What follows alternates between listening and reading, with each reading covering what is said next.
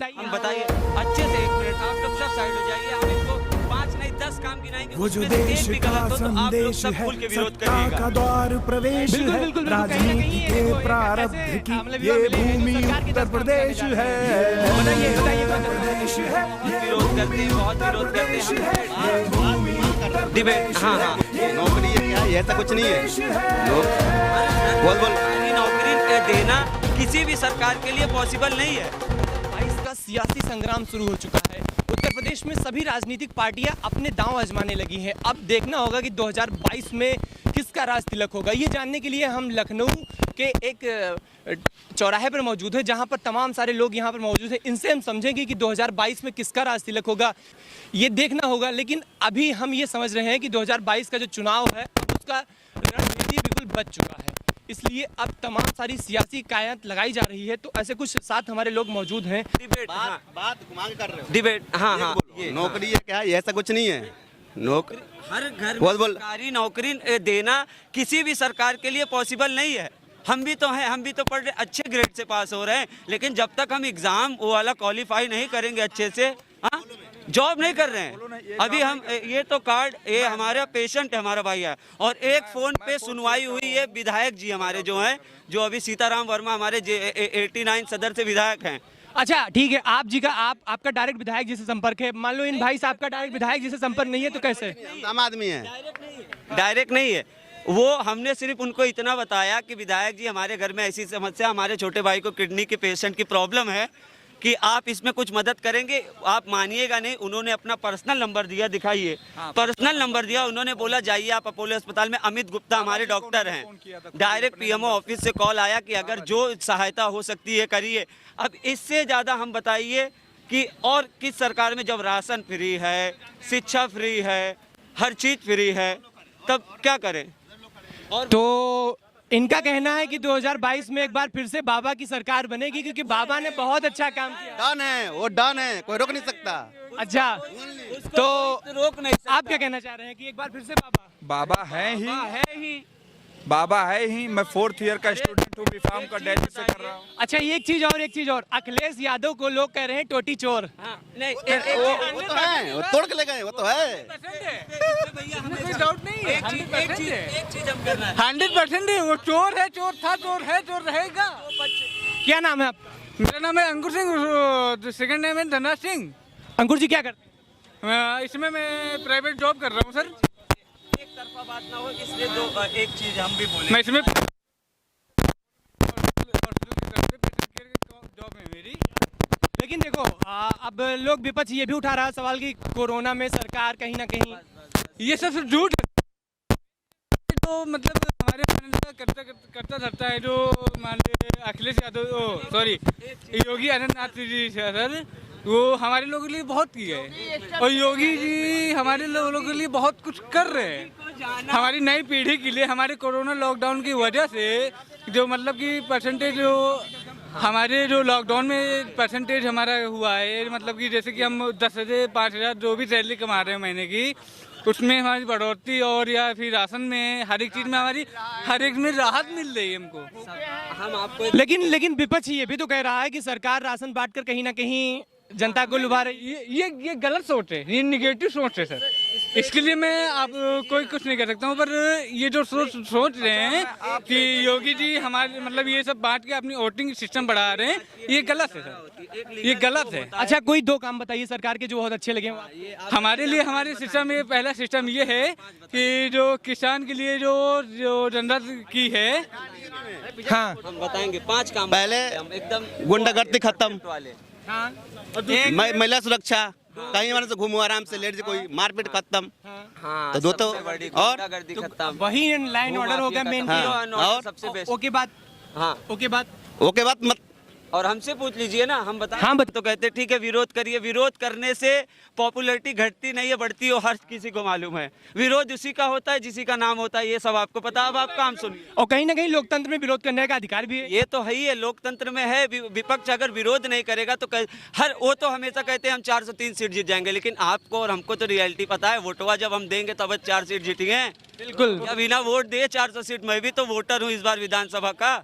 हमसे भी तो पूछिए वोटर हमारे दिल में क्या है। नहीं, क्या नाम है चाचा? ये बताएं क्या नाम है? मेरा नाम है आकिर दास। आकिर दास जी, ये बताइए कि एक बार फिर से उत्तर प्रदेश में विधानसभा चुनाव होने वाले हैं और दोनों पार्टियां एकदम से बिल्कुल सतर्क है। क्या होगा आप जानते हैं क्या होना है इस बार? अब वो तो हम आपसे, मिली जुली सरकार आएगी। किसकी सरकार आएगी? योगी की तो नहीं आएगी। क्यों नहीं आएगी? नहीं आएगी। अरे मैं हमसे पूछ रहे हैं क्यों नहीं आएगी, ये पूछ रहे हैं। अब उन्होंने इतना वहाँ से भूकंप ला दिया, इतना वहाँ से, अब कहाँ से योगी आ जाएंगे? प्रैक्टिकली बात आप करिए, आप मतलब कुछ भी किसी की बात सुन के अब प्रैक्टिकली नहीं, एक मिनट भाई साहब बोल रहे हैं कि योगी की सरकार, भाई साहब पूछ रहे हैं, एक मिनट उनसे बोलिए क्यों नहीं आएगी, कुछ बताइए सरकार की कुछ ऐसा। रीजन इसलिए है, आदमी को भूखा कह रहा है, अनाज दे रहे हैं। भैया इधर आइए, इधर आइए, क्या नाम है? अच्छा है संदीप कुमार। संदीप जी, ये बताइए कि फिर से एक बार मतलब उत्तर प्रदेश चुनाव का बिगुल बज चुका है। जी जी। और चुनाव को लेकर सारी राजनीतिक पार्टियां जो हैं वो अपने दांव आजमा रही हैं। जी जी। अखिलेश कह रही हैं कि अगर हम आएंगे तो बहुत सारी चीजें देंगे, जैसे अब वो बिजली फ्री पाया, मतलब बहुत, वो दिल्ली का जो मैनिफेस्टो केजरीवाल वाला वो कहीं ना कहीं इंप्लीमेंट करना चाहते हैं, मतलब उत्तर प्रदेश में। और जो भाजपा सरकार है उसको भी मतलब कहीं ना कहीं अपने अभी मैनिफेस्टो 2-4 दिन में उसके भी लॉन्च हो जाएंगे। तो आपको क्या लगता है इस बार किसकी सरकार बनेगी? क्या एक बार फिर से बाबा जो रिपीट होंगे या उत्तर प्रदेश में योगी मतलब अखिलेश इस बार बाजी मार ले जाएंगे? अखिलेश यादव डेफिनेटली इस बार आने चाहिए, क्योंकि जो आप युवाओं से इस बारे में पूछेंगे तो हमेशा वो इस सरकार के क्योंकि सरकार में ये जो रोजगार के मामले जो अभी तक इसने सरकार ने किया वो उस चक्कर में युवाओं के अंदर बहुत रोष है इस सरकार को लेके। नहीं तो चलिए ठीक है, अगर मान लो ठीक है रोजगार को लेकर अभी कुछ कह रहे थे कि कोई आंकड़ा आया जिसमें बेरोजगारी घटी है। नहीं बिल्कुल आपसे पहले आया था कि 4.5 दशक की सबसे ज्यादा बेरोजगारी सरकार में आई है। तो देखो महामारी भी तो आई ना।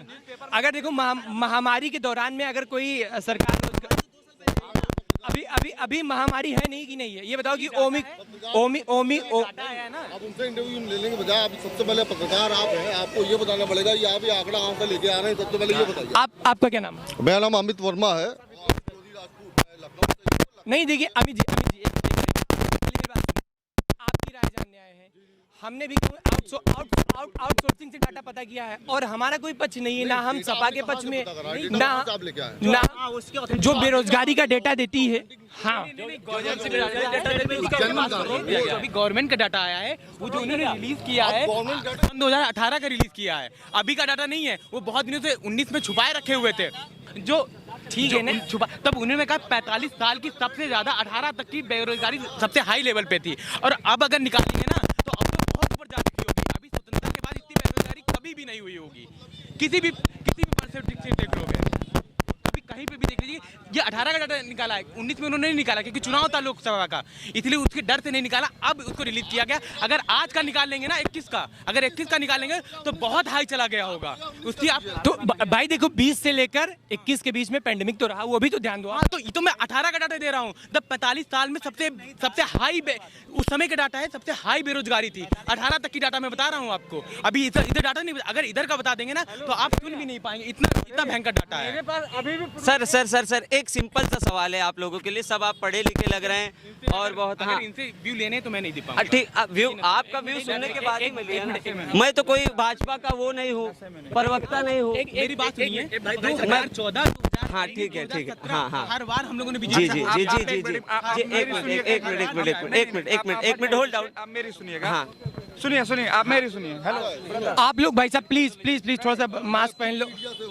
आप पत्रकार हैं, हम पता है पत्रकार, ठीक है आप पत्रकार हैं तो आप, इसलिए मैं आपसे डेटा जानना चाहता हूँ। आप नहीं सॉरी एक मिनट सर, एक मिनट। बेरोजगारी की बात हुई, आपने कहा 2018 में किस चीज का आप बेरोजगारी की बात कर रहे थे सर? क्या बात की है उन्होंने? इन्होंने कहा कि जो डाटा सरकार ने दिया है वो 2018 का। हाँ बेरोजगारी का जो दिया है, एक चीज हमें बताइए 2018 जो 19 आपने बराबर बताया पेंडेमिक था।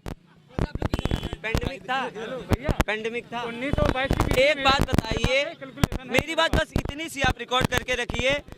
जो सरकार उनको पता है कि हम अगर यहाँ से नहीं जीते, यूपी से अगर हार गए तो हम देश से हार जाएंगे, ये तो फिक्स है, आपको मालूम है। भाजपा कहीं ना कहीं ये तो बिल्कुल ये राइट बात है। तो एक चीज आप हमको ये बताइए, अगर मेरे कार में 5 सीट खाली है और मेरे पास 3 पैसेंजर है और मैं 2 को और बैठा सकता हूँ और जिससे मुझे ही फायदा होगा, तो जानबूझ जानबूझ के मैं ये करूंगा कि मैं तीनों पैसेंजर को अपने उतार के 2 को अकेले लेके चले जाऊं पेट्रोल फूकते। बिल्कुल। सरकार के कटने से जब सरकार के पास उतनी भर्तियां रहेंगी तभी तो दे, वरना क्या करे, सबको बना दे। उसके बाद जब आप पेमेंट लेने जाएंगे तो कहाँ से आएगा? ये भी तो फैक्ट है, ये भी फैक्ट है। एक मिनट आप लोग प्लीज इट्स हम्बल। हाँ, मेरा भाई आज सुबह अपोलो हॉस्पिटल में एडमिट है। हाँ, एडमिट है, ये कार्ड है उसका, किडनी ट्रांसप्लांट कार्ड है। सुबह मैंने आज विधायक जी को अपने फोन किया, मेरे आगे जो विधायक बीजेपी, संपर्क नहीं था उनसे, आज तक कभी संपर्क नहीं था। उन्होंने एक फोन पे मेरा फोन उठाया, सुनवाई, उन्होंने सीएमओ ऑफिस से कॉल आया। बाबा जी ने आज बात की डॉक्टर अमित गुप्ता से, बाबा जी ने, योगी जी ने आज बात की अमित गुप्ता से, सिर्फ उस बच्चे के लिए। हमारी बाबा दादी पेंशन पे जिंदा है, हमारे पैसे नहीं लेते हो। क्या कहते पता है? मोदिया खवावत है तोरे सबको जरूरत ना है, ये भाषा करते हैं। तो हम क्या करें? उनके विरोध में लेके झंडा, लाल झंडा लेके दौड़ते रहे? बताइए, मोदी सरकार को बात योगी ने क्या किया? भैया अरे डबल इंजन सरकार है, आपको नहीं पता यहाँ डबल इंजन सरकार है? अगर केंद्र का कोई भी, अरे इनको इतना तो केंद्र, आप भैया सुन तो यहाँ भाई अब तुम सुनिएगा। हाँ बताइए, हाँ एक मिनट, हाँ देखिए प्रेम से, हाँ अभी अगर तार्किक रूप से रहना चाहते हैं तो फिर आप वैकेंसी की बात करें तो अभी खाली नहीं है, ठीक है? नहीं देखो आप एक मिनट वैकेंसी से लेकर सभी मुद्दों पर, क्योंकि आप ये बताओ कि सरकार खाली रोजगार के मुद्दे पर चुनाव लड़ रही है? नहीं, बिल्कुल नहीं है, सारे मुद्दे पर चुनाव लड़े ना, तो हम सबके पॉइंट ऑफ व्यू जानेंगे ना।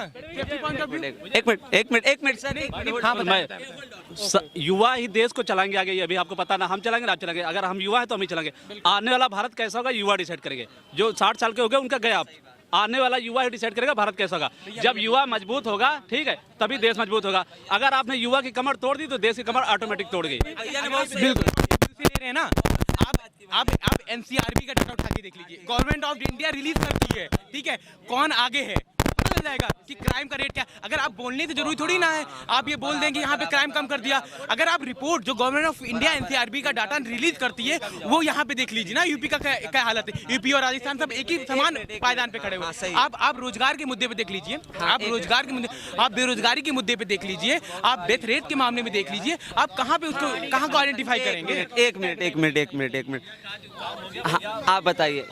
नहीं तारीफ क्यों करें? सही करो। अब मैं बता रहा हूँ, योगी जी की हम लोग यहाँ पे ना मोदी जी का अपोज करें ना योगी जी का। मैं आपकी बात मानो भैया, भाई ये क्या कह रहे हैं? इन्होंने अपने मुंह से कहा युवा ही देश को आगे चलाएंगे। जब अखिलेश यादव अपने आप को युवा समझते हैं तो उनसे 2 वर्ष कम मुख्यमंत्री योगी आदित्यनाथ जी की और एज है, तो वो युवा नहीं है। गलत बोल रहे हो। संसद उन्होंने कैसे? अखिलेश से छोटे हैं, राहुल से बड़े हैं, डाटा तो वही तो हम क्या कहे, अखिलेश से 2 साल छोटे, वही तो हम भी कह रहे हैं। बड़े हैं, राहुल से छोटे हैं, निकाल लो। हाँ तो युवा जब राहुल अपने आप को कह सकते हैं तो ये बाबा जी, आप क्या कह रहे थे बताएं? योगी जी अच्छा काम कर रहे हैं, लेकिन सारे सेक्टर में अच्छा काम कर रहे हैं, ये हम लोग इसके लिए नहीं मानने देते। आप देखिए, मेरा अच्छा किया, लेकिन अब सारे लोग खुश नहीं है उनसे, क्योंकि उन्होंने सारे सेक्टर में काम नहीं किया है। अरे भाई चुप रहना। अरे मैंने क्या बोला, सारे काम अच्छे नहीं किए ना। हाँ तुम लोग तो लड़ने आ गए हो। मैंने बोला योगी जी ने सारे काम अच्छे किए हैं, ये लेकिन सारे काम अच्छे नहीं हुए क्योंकि सब नहीं खुश है। भाई बात सुन तो लो मेरे भाई, उत्तर प्रदेश की सबसे बड़ा जो रोजगार देने वाली एजेंसी है, सुन तो ले भाई, उत्तर प्रदेश में सबसे बड़ा रोजगार देने वाली एजेंसी का नाम है UP-SSC, जो सबसे ज्यादा रोजगार देती है। 2.5 से 3 लाख रुपए हर सरकार में देती है। योगी जी ने एक भर्ती कराई थी UP-SSC के थ्रू, इसका नाम था वीडियो, ठीक है, वो भी कैंसिल हो गई। उत्तर प्रदेश की सबसे बड़ी एजेंसी जो सबसे ज्यादा रोजगार देती थी, जब एक एग्जाम नहीं करा पाई 5 साल में, सुन तो लो भाई, ठीक है, इसके पहले लेखपाल आई थी, कब 7 साल पहले आई थी अखिलेश में, एक लेखपाल की भर्ती ये नहीं करा पाए। एक मुझे कंप्लेन है योगी जी से कि एक भर्ती आप नहीं कर पाए। भाई चुप रहे थोड़ी देर। अब सुन तो ले, अगर आप एक मिनट भाई अगर उसकी मैं बात, अरे सुन तार्किक, आपने बताया सबसे बड़ी एजेंसी अगर दे दिया होता एग्जाम, 2-4 एग्जाम करा दिया होता, तो आज जो भी लोग यहाँ बोल रहे हैं, मतलब आपको लगता है एंटी बीजेपी बोले, एंटी बीजेपी नहीं बोल रहे, सब न्यूट्रल, वो आज इनका गुणगान कर रहे होते। हम लोग क्यों गुणगान नहीं करें कि हमारे हिसाब से काम है। हमारे मम्मी खुश हैं बीजेपी से, पिताजी खुश हैं, सब खुश हैं, इनके घर में कॉलोनी मिली, हमें कॉलोनी मिली, लेकिन हमको कुछ नहीं मिला। हम कर रहे हैं, हमको जॉब चाहिए। हमारे घर में राशन आता, हम बता रहे हैं, हमारे घर में कॉलोनी मिली, लैटरिन मिली, सब कुछ मिला, सब कुछ आ रहा, लेकिन मैं खुश नहीं हूँ सरकार से, क्योंकि सरकार ने मुझे नहीं दिया कुछ। सुन तो ले, अरे सुन भाई, रोजगार किस आधार, आपको किस आधार पे रोजगार चाहिए ये पूछिए पहले। सुनिए लेखपाल की भर्ती, अबे भाई 2011 पास आउट बंदा एमए उसके बाद में मुझे रोजगार नहीं मिला। खुद बताइए, आप पत्रकार हैं, जब ये भी तो रोजगार है। तो कहीं ना कहीं यहाँ पे जो युवा मौजूद हैं वो साफ साफ उनका कहना है कि मतलब जो रोजगार का मुद्दा है कहीं ना कहीं सरकार ने उसमें थोड़ा सा कम किया है, लेकिन तमाम और मुद्दों पर सरकार की लोग जो पॉइंट ऑफ व्यू है वो काफ़ी अच्छी है। कैमरामैन आयुष पांडे के साथ मैं राजन तिवारी, लखनऊ।